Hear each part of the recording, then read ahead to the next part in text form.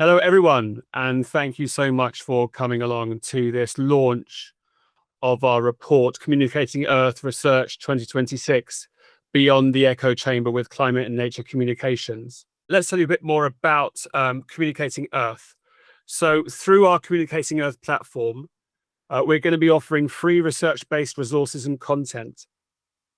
We hope to support climate communicators to build skills, deepen knowledge, and stay connected, at all times advocating for the science of climate and nature communications, as well as climate and nature science itself. So we feel quite passionately that by strengthening individual communicators, we contribute to a strong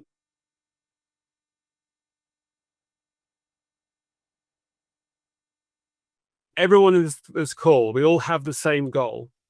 We're all here to fight the climate and nature crisis. We have all made a decision to devote our entire careers to this.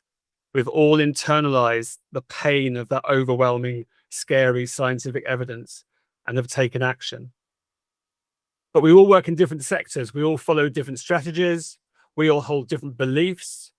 And so we at Climate Acceptance Studios, we want to help bridge that. We want to help us all look beyond those silos, find the differences, and most importantly, the similarities between those who are working in biodiversity or sustainable business, mitigation or marine conservation, climate justice, or the protection of the jaguar. So here's what's happening. Today, you will hear first from Tamsin, who led the research and is the author of the report. Tamsin's got 30 years of experience in comms, specifically in climate and nature comms since 2018. So Tamsin, if you could say hello, unmute and say hello. Hello. There's Tamsin. And we're also I'm so happy that we're welcoming these two guest speakers. The first is Flora. So Flora, can you reveal yourself and say hello? Oh, sorry. Hello. Hi. Hello. So Flora McMorrin, she's the exec director of Rise Up for the Oceans, and she guides a vibrant network of over 750 now diverse entities. I mean, from a LinkedIn profile yesterday, it said 600, and it's now up to 750, which is very exciting. And this encompasses civil society, foundations, businesses, small-scale fishers, and indigenous peoples. She's been a nature campaigner for over 3 decades and across 3 continents, working for Friends of the Earth, Blue Ventures, and Water Aid, to name 3 of many. So, Flora, welcome. And Kris, where are you, Kris? I'm here. Hello. Hi, Tom. So Kris De Meyer, he's a neuroscientist, a science communicator, and a science policy co-production expert. He's the director of the Climate Action Unit at University College London, and he's a senior research fellow in the Faculty of Mathematical and Physical Sciences. He's also the star of our latest Communicating Earth podcast episode, to be released tomorrow. So Kris, welcome. Looking forward to talking to you in a bit. So we're going to have Tamsin, Flora, and Kris, and then after that, we're going to have a Q&A at the end. You can just use the chat below, maybe to introduce yourselves first of all, but also just very clearly to mark for Flora, for Kris, for Tamsin, and then in the background, we'll be reviewing those questions, and for the last 10 minutes, we'll have a Q&A. This session is being recorded, and it will be made available on YouTube tomorrow morning. If you want to be introduced to anybody in the room, I'm very happy to facilitate introductions. So just email me, and my email is tom@climateacceptancestudios.com.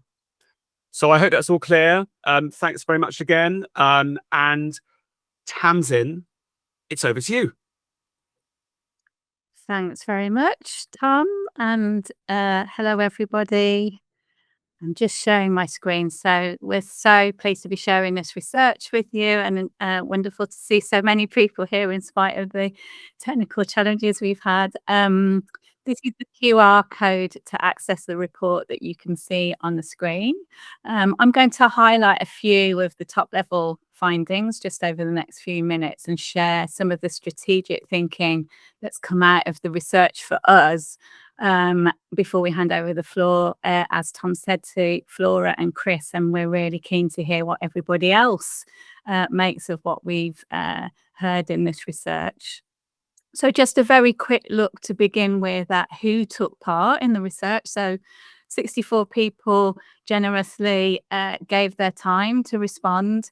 And that was people doing a wide range of work in the sector with strong representation from senior leadership alongside mid-level communications, campaigns and policy people, operations people, and so on. And they were based, as you can see, in 19 different countries, and they represent a really diverse range of organisations. So we heard from people working in climate policy, justice, adaptation, health, energy, nature and biodiversity, finance, education, carbon markets, low carbon industry, and science and research. So yeah, a really pleasingly diverse group of organisations contributing perspectives. So moving into a little bit about what they told us. So we asked climate and nature communicators about the biggest external challenges that they're facing. And the big picture challenges that they highlighted are increasingly the most disruptive for people working in the sector who spoke to us. In particular, global pushback on climate, nature, and environmental issues is a real and growing challenge that we heard about, by far the most frequently mentioned, as you can see here. And noise is also a challenge. So communicators facing audiences who are feeling overwhelmed by the amount of information they receive. And the chaotic global situation, of course, is also adding to this. And several people noted that there was difficulty in reaching new audiences or maintaining existing ones as social platforms are shifting. And then also that trust is being eroded and misinformation is a barrier. And finally, some people pointed to overly pessimistic narratives and a lack of clarity around action being a challenge for them. Internally, the dominant challenge is more structural. So it's around lack of resources, people, less people, and reduced funding. And these, in combination with the fact that we're working with complex issues when we're talking about climate and nature, it is a bit of a double whammy. In short, climate and nature communicators are just being asked to do more on harder topics with less. And also, at one of the moments of greatest external pressure, we're all being stretched more thinly. So just shifting focus to the audiences that people are communicating with. So for this sample, the priority audiences are definitely institutional stakeholders, so funders, policymakers, and partners at the top here of this graph. And less than half are prioritizing communication with the general public, which we felt was quite surprising. And we asked people to rate their level of success in communicating with their audiences, where 0 was not at all successful, 5 was somewhat successful, and 10 was extremely successful. And you can see here the mean score was 6 out of 10, so suggesting that people are seeing themselves maybe as moderately effective in their efforts. And the majority of respondents rated themselves between 5 and 7. So, you know, it's suggesting competence, that very few are feeling that they're failing, but few people are also feeling that they're excelling. And obviously, given the extensive challenges that we've heard about, you know, even moderate success is to be celebrated. But, you know, there is space for us to be more effective if this data is indicative of the wider situation. So we're asking a question based on this data around, you know, whilst a strong partnership landscape is really essential, of course, do we also need to reach new general public audiences and take our messages to people more directly? So how are climate and nature communicators maintaining their focus and strategic resilience in the face of the challenges. Well, just wanted to focus in on the top 3 opportunities that people told us about in this research. So firstly, we heard that narrative strategy and messaging framing is the priority for action in 2026. People are seeing the need for clarity and a joined up approach to messaging that will support audiences and stakeholders to connect and to take action. And secondly, authentic, locally rooted storytelling is highlighted also as a priority. So people were showing hopes that these forms of stories could maybe push back on the pushback, the noise and the disinformation, and even potentially influence a rebalance in global narratives and spaces. And thirdly, there was an opportunity to take better advantage of critical opportunities at events. So these precious gatherings that we're going to offer the concrete possibility to influence, to collaborate, and to increase visibility. So just kind of giving you a little bit of a flavour of the actual words that we heard from people taking part in the research. Underneath that more thematic analysis, you can see the first person here, they're talking about it being about increasing recognition of the need for meaningful participation by frontline communities and the role of those big international meetings. And the second person here highlighting the need to change the narrative and really to be joining dots between climate and pretty much everything else. And the third person here talking about peer-to-peer community and grassroots-led comms and engagement. So just to highlight 3 things that we're taking away as feeling like priority action for us as a community of climate and nature communicators. Firstly, rebalancing audience strategy potentially and embracing the hidden majority. So what I mean by that is the need to increase the priority of communicating about and with the general public and showcasing the action that's already happening in our communities.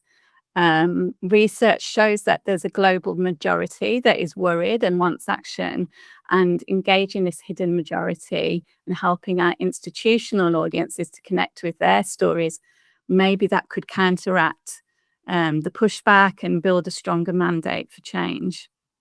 The second thing we're focusing on as an action is following the science of storytelling. So there's a real opportunity if we shift our narratives and content focus because we know that action inspires action. And I'm sure Kris is going to talk about this shortly.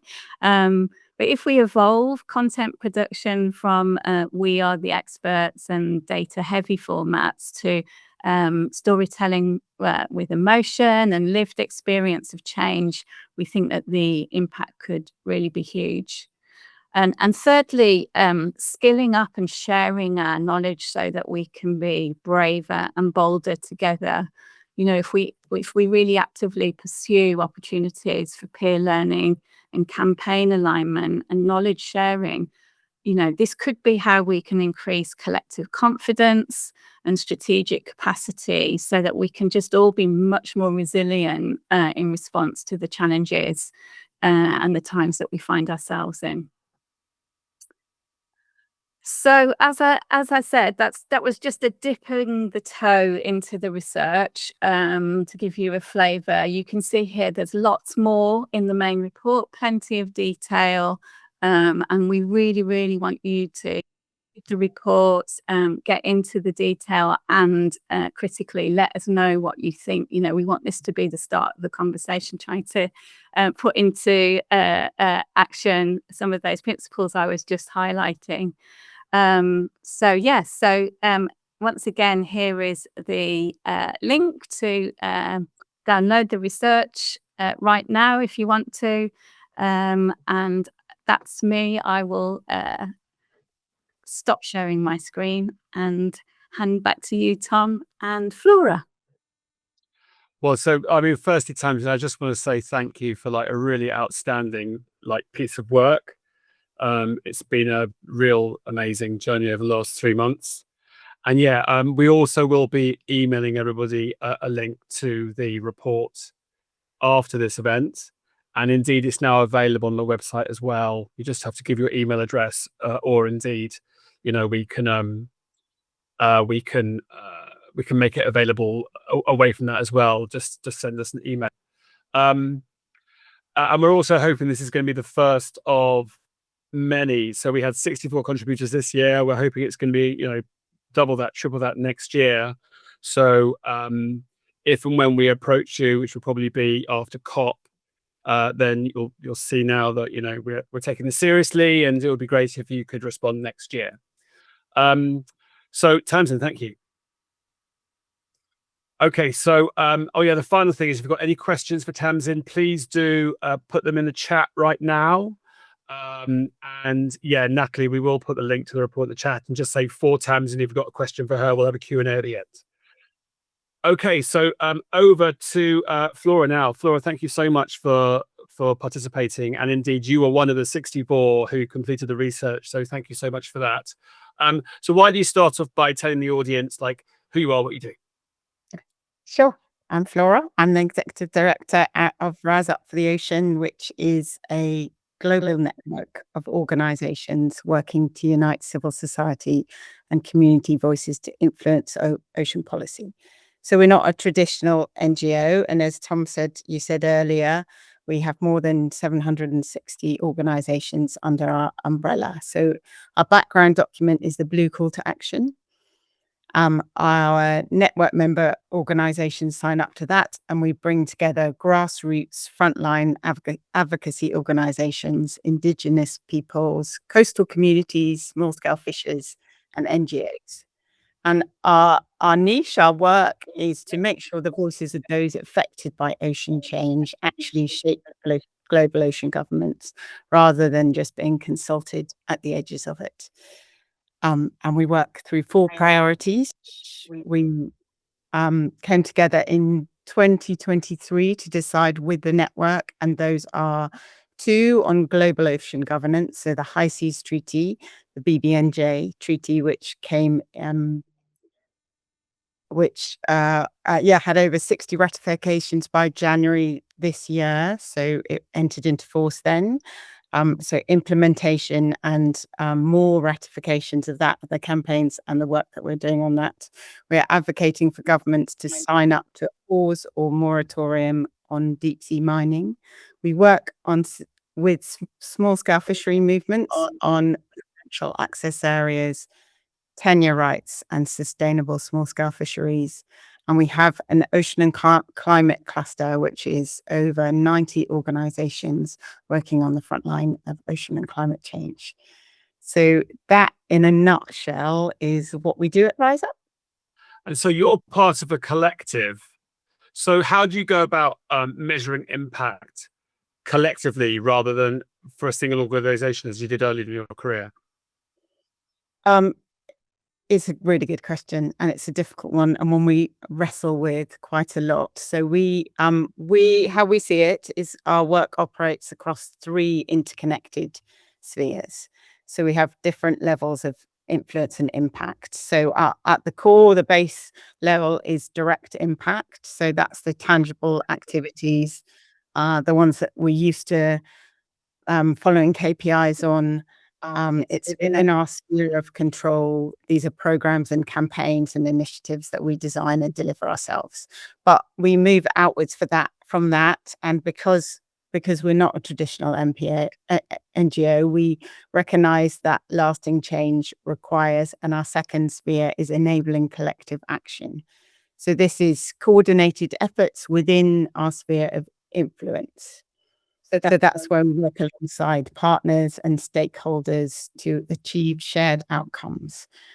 So when a coordinated network action happens, that's not our win. That's the collective win. And finally, we acknowledge the role of contributing to movement wins. So this is system change.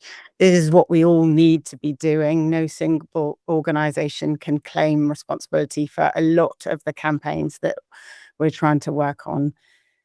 And this framework is really essential because it addresses the distinction between attribution and contribution.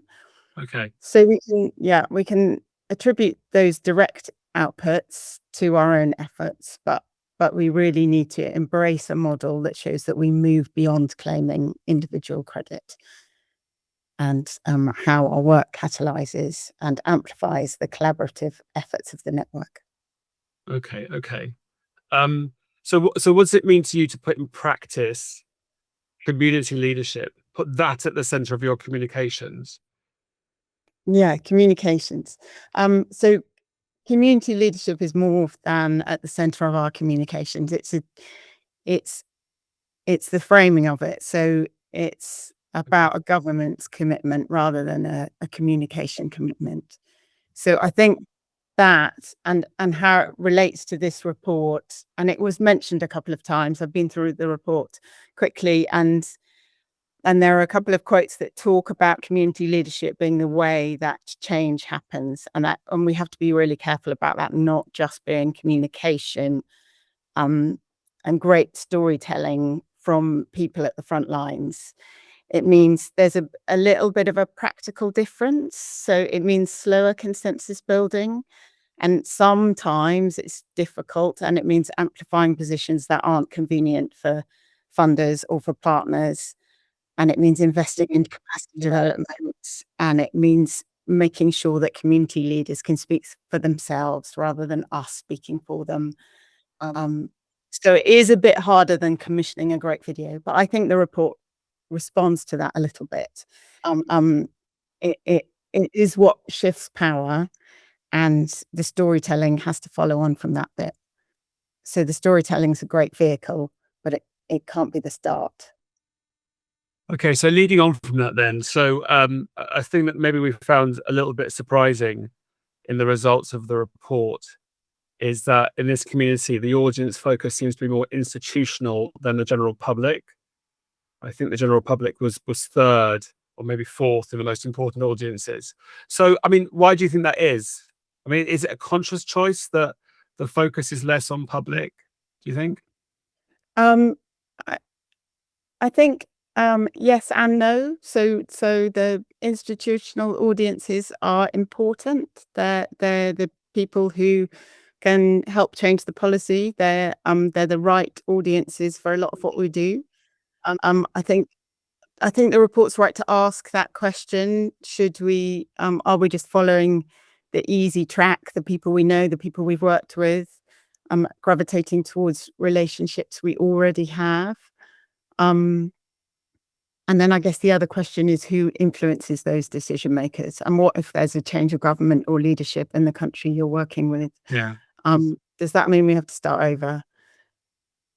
And maybe working with the public means attempting to change the zeitgeist, the feeling, and it doesn't matter who's in power, you still have that support for policy change, for a different future. But I think we don't want to bypass the institutions. They are definitely still our audience. And we also, from bringing in the answer to the question before, community leadership, we want to change who those institutions respond to, so the voices that they hear. Okay. How are you doing that? So we work, as I said at the beginning, with a lot of different organizations. So some of them work on the ground with communities, doing a lot of the legwork. So if I talk about a partner in South Africa, they work really well with little videos, but they don't just put the videos out on social media. They engage with the communities. It's more about how they set up hustings, how they take the videos around with them, they set up questions, they have a conversation and a discussion, and they engage the communities. I guess that, and then we work with them by aligning their priorities or working out which of their priorities align with the ones of the groups that we work with. So convening and bringing together those audiences and making sure that they can learn from each other. So the peer-to-peer learning that Tamsin was talking about earlier is really important in the work we do, as well as the advocacy on institutional and policymakers, decision makers. Final question is that is there anything else in the report that surprised you? I think, yeah, that video isn't valuable was probably the most surprising. I mean, I didn't think it said it's not valuable. I think it said half the responses rated it as somewhat important. But I do think it is that idea of how we share videos, how we share stories like that, and that it is very different if we're taking them to the community or if we're taking them to a international policy space, and how we're sharing it. I think the AI was implicit in the report, but it wasn't mentioned that much. So I think that's one of the things important to work out. How it's changing how we communicate. Yeah, this need for craving for authenticity as well, I think, sort of dovetails into the AI question, which is obviously super thorny. Yeah, real. Well, look, Flora, thank you both for today and also for contributing to the report. And indeed, for everybody else, we want feedback. We want this to get better. So after you read the report, just email contact@climateacceptancestudios.com, and we'll take that on board for next year. But Flora, thank you so much. Yeah, we'll speak soon, no doubt. Great, thanks. Thank you. Okay, so we're now moving on to Kris De Meyer. So Kris De Meyer has got a really excellent TED talk from last year, which I recommend that you watch. We'll leave a link at the end. So Kris, are you there? I am, yes. Very good, Kris. Okay, so in the context of your work, you're a behavioral scientist and you're a climate communications researcher, expert, and so on. Did the findings resonate for you? Did they match and dovetail in with what you understand as effective climate communications? So I kind of understand what sits in them in terms of like the challenges that everyone's experiencing, etc.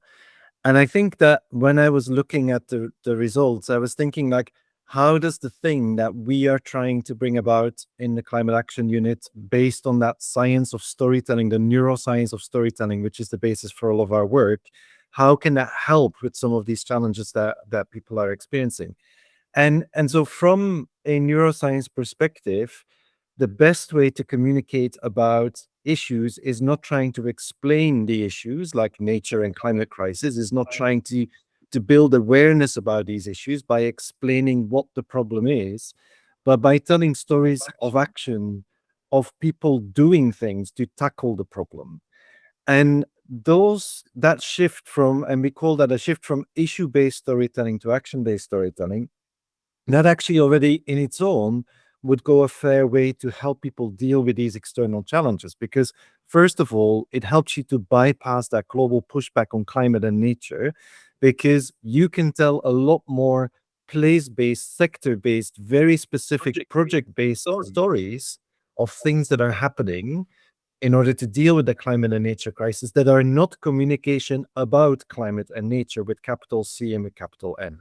Because it's when we are using that language that's been around for a long time to campaign on the issue, that is when we run into the pushback of people who say like, I've heard this story long enough, I don't want to hear it anymore.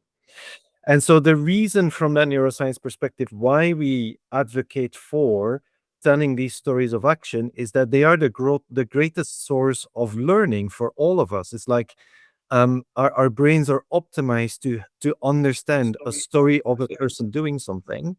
And then if we see people take meaningful action on a very specific instance of a nature problem or a climate problem in their local communities, then those stories automatically become the inspiration and almost like the recipes for other people to become inspired by. And a phrase that was suggested to me by anthropologists years ago in this domain, but which I hear people actually say a lot in practice, is that when I was following this story, I realized that if they could do the thing in the story, that I could do it as well. And so that's the sentiment that you want to try and create with communication, a sense where through the story of action that you're telling, some people, some target audience will go, if those people in the story can do it, then I can do it as well. The second thing that I was thinking about when I was looking at the results and listening to Tamsin introducing them was this idea of like, it's not just about climate and nature. There are all of these co-benefits of climate and nature. Now, personally, I don't like the phrase co-benefits of climate and nature. And the reason why is that you could just flip the reasoning, you could flip the story on its head, and you could say, we've got to create a better future for everyone, for people, for nature. And that means that certain changes need to happen. Let's find the stories of action that allow us to explain the kinds of changes that people are already starting to make. And then let's see action on nature and climate change, or solving the nature and climate crisis, as the core benefit of building that better future for everyone. So you can then again go reach for much more diverse stories, much more targeted stories towards certain audiences, communities, professions. If you are thinking about these are the changes that need to happen, let's communicate about these changes. And then as a side effect of that, we will tackle climate and nature. And the final thing I wanted to mention is that these stories of action are also the best way to communicate to those professional audiences, to the policymakers, to the funders, to the stakeholders in the partner organizations. Because the thing that we see is the most lacking when it comes to people's ability to respond to the nature and climate crisis is the how. How do I take more action in the context that I'm sitting in?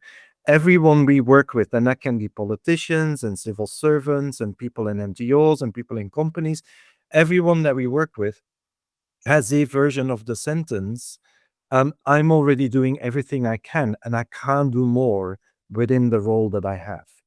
Guess what? It's very likely that somewhere, on some other place of the world, someone in a very similar role to yourself has already found something to do that you don't yet know how to do.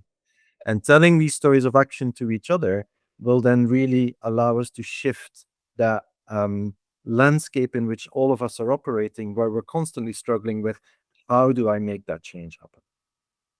And that extends out to the audience we're trying to create here. I'm really interested in finding out how different climate communicators around the world do their job.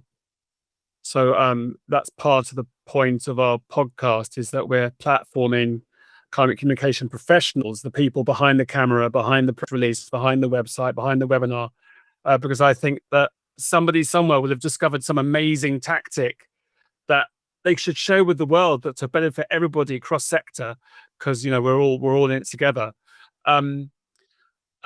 So what surprised you about the report? Nothing much surprising. But the thing that I'm sort of like looking for when I look at these results, and it sits in there like, what could you be doing differently next time, is like the stories of the how. So if I see strategic communication, storytelling, and narrative change sitting at the top of the biggest opportunity for 26, I would like to hear the stories of the how. Like, how are people starting to tackle that? Because it's indeed the sharing of those stories that as a community will allow us to make far more progress than we are doing each on our own. So maybe that's something we should focus on for the report in 2027 if we're missing something. Indeed. Yeah. Very good, very good. Well, Kris, thank you very much for your time. I think we've got about maybe 5-6 minutes for any questions.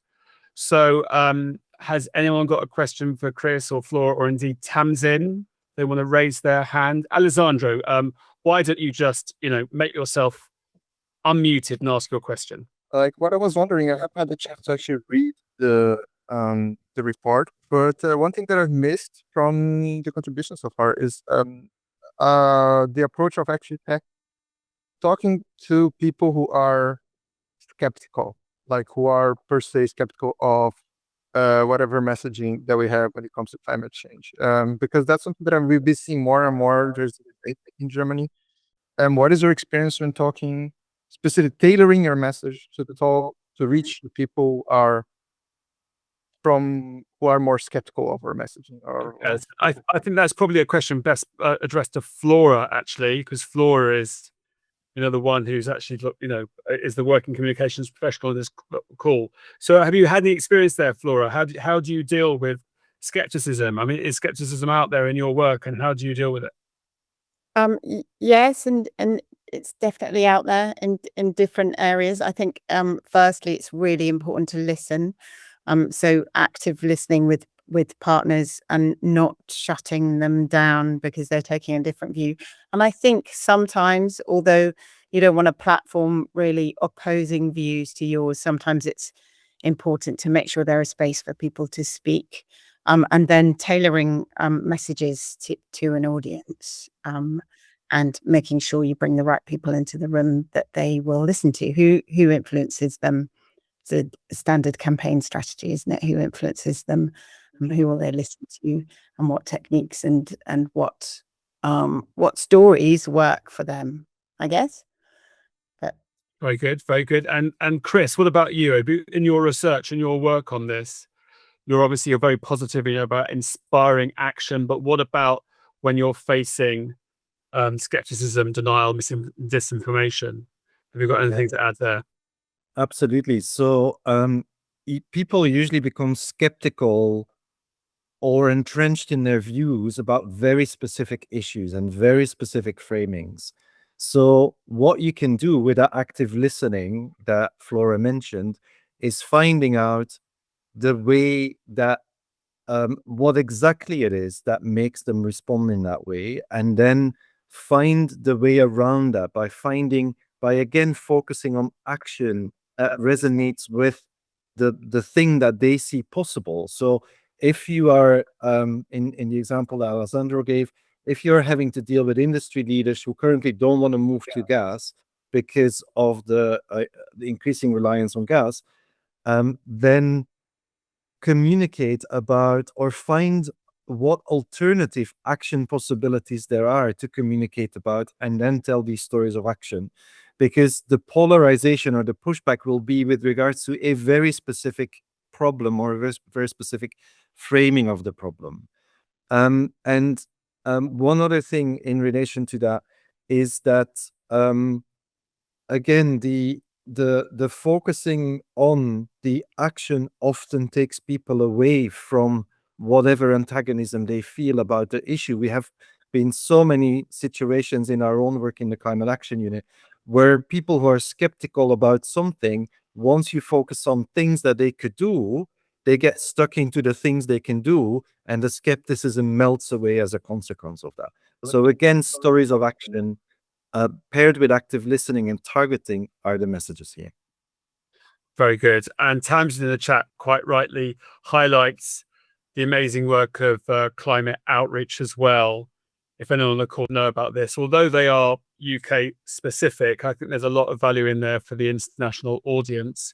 And indeed, the Climate Visuals Library, which everyone should register to, it's market tested imagery.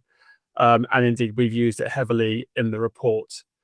So we might have time to squeeze in one more question. Has anyone got another question for our speakers? No, I don't think so. Okay. Okay. Well, oh yeah. So we've got a couple here. Yeah, Jess, I will send a link to the podcast definitely. And Kris, do you have examples of successful action-based storytelling you can actually share? Are there any case studies for your research, Kris? We're producing them constantly. We don't have them basically written up nicely, packaged for people to find.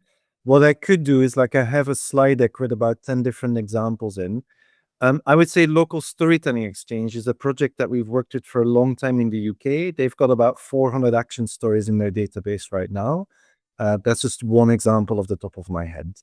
But I can make sure that Tom could share some more examples later. Fantastic. Yeah, and Emma Pete from Climate Outreach. Hi, Emma. She's showing a very good link there as well. It's a brilliant report. I've read it myself and used it in my work. This is a report. It's a gift to the international climate and nature communications community. So please do share it far and wide. It's available now on the website. If you've got any questions or any feedback, or indeed are interested in participating next year after COP, please email contact@climateacceptancestudios.com. Thanks to my wonderful guests, Flora and Kris. And also, most importantly, thanks very much to Tamsin again for an outstanding piece of work. I hope you have a great rest of the day, guys. And thank you very much indeed.